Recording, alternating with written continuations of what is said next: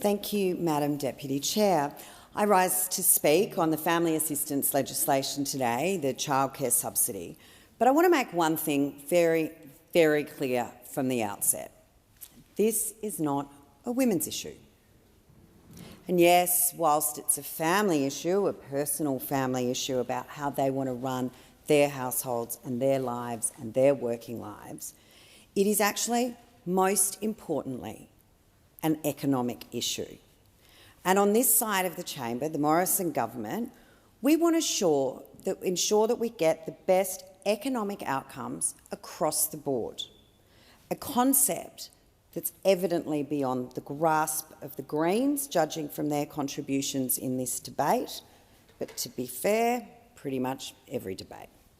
Senator Faruqi seemed to declare a formal power-sharing agreement with those opposite, something I've no doubt that my friend, the member for Hunter, Mr Fitzgibbon, will send shivers up his spine, but we can save that for another day. I also note earlier in the debate that Senator Pratt was a bit upset about an internal debate within the coalition government, and I appreciate that this must be a very strange concept to those opposite. Internal debate, a discussion of ideas, and perhaps even more surprisingly, a diversity of opinion. And as Liberal women, we more than know that we're dismissed by those opposite, by the so-called sisterhood, as nothing more than lapdogs to the men of our party, and we do as we're told.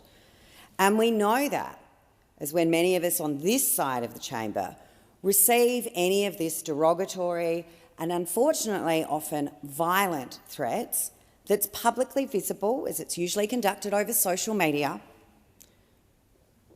What's that I can hear? The cavalry? No, coming to the defence of Conservative women, that would be crickets from those opposite, with a whispered, well, they deserve it, from the Caro Wilkinson feminazis. But to come back to the legislation and to Senator Pratt's point, it really is just that I do enjoy the irony that the whole concept of independent thought is foreign to you and in fact banned by your bosses. We over this side actually have our own agency, our own ability to stand up for what we believe in, and in fact actually support all women, men, families, who want to make choices in how they best support their family and work life. And I know this is an anathema to you guys over on the other side of the chamber through you, Chair, that the whole idea of personal choice, personal responsibility, that not all families fit into their designated box as to whatever is the current union pulling the opposition leader's strings.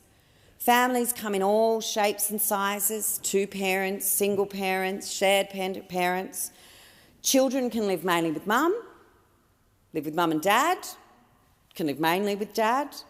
And outrageously, it's actually the women on this side of the chamber who don't assume it's always dad who's the main breadwinner, with mum at home watching Bluey in her apron. Sometimes it's actually mum who's the main breadwinner. Sometimes mum has the bigger career.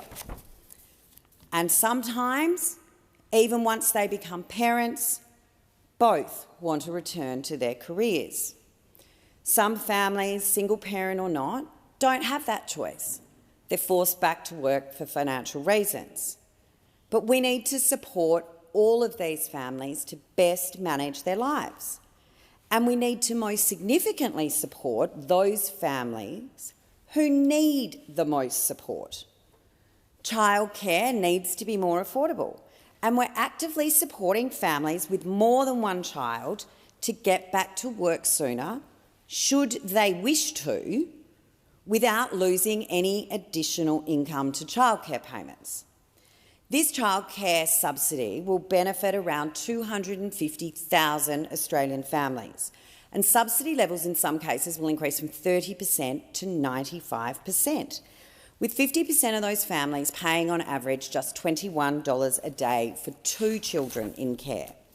And tens of thousands of families are set to benefit from the removal of the annual cap on the childcare subsidy. This will make it fairer for all Australian families. The removal of the cap will remove any disincentive for families to remain working or increase their workforce participation. And why do we want to do it? because we believe in supporting families. We support all families. We want parents to believe that they can have more children. As I heard Senator O'Sullivan reference the Peter Costello quote, one for mum, one for dad, one for the country. Well, I have my three, and I have had a bit of a joke with Peter that I'm still asking where the one for the country should be sent. But in truth, he's the light of my life, love him dearly, wouldn't send him anywhere. But we do want families back into the workforce and allow them to arrange the care that suits their families the best way they can, if that's what they want to do. And we want to put money back into the pockets of these families, not unions, not the black armband curriculum brigade, families, because we know they can make better use of that funding and the more income they can keep. So we want to see children access quality early learning and care, and we want it to be more affordable for families, and we want to make sure that all of that assistance is as targeted as it can be to ensure the families that require the most support receive that support.